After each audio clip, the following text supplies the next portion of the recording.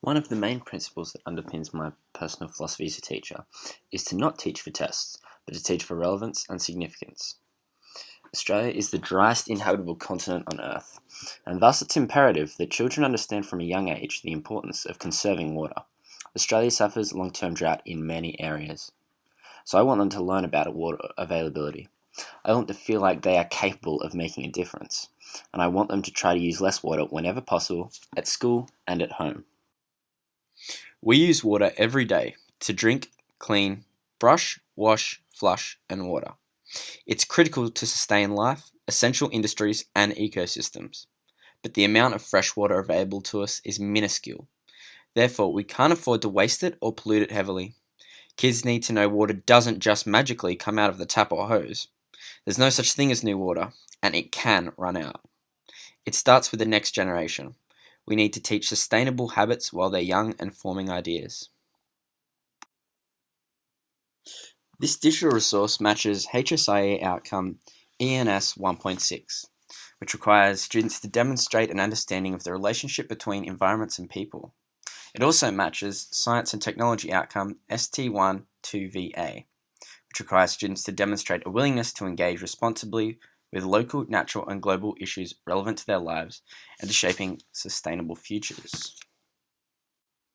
The resource is also relevant to the HSIE syllabus's Values and Attitudes section regarding social justice and ecological sustainability.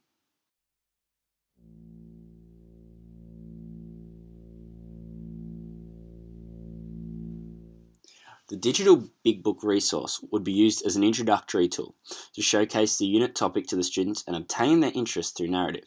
It uses the extreme of the town's water supply decreasing enormously in a matter of weeks in order to open their eyes to the fact that they can have a big effect on our environment, specifically our fresh water supply.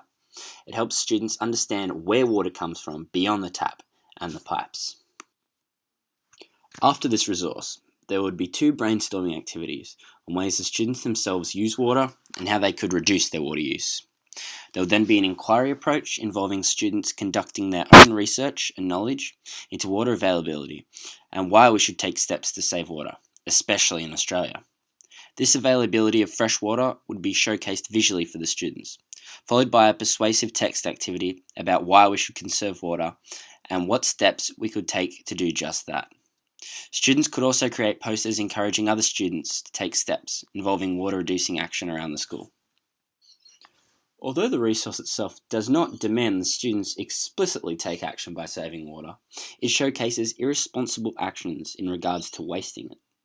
It thus opens the field for the teacher and students to expand on why it is environmentally irresponsible and how behaviours similar to those in the resource can be altered for the better. Therefore, this can lead to action.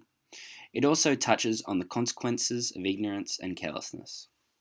The persuasive text exercise on why to conserve water and the actions we can take around the home or at school, which the students will research themselves, will also give them knowledge to take action and save water. The posters that will be made and then placed around the school are also aimed at encouraging others to use less water. The turn off the lights, the Earth thanks you switches that were in my own primary school had a great effect, and these posters can do something similar by increasing student knowledge and offering tips that encourage action.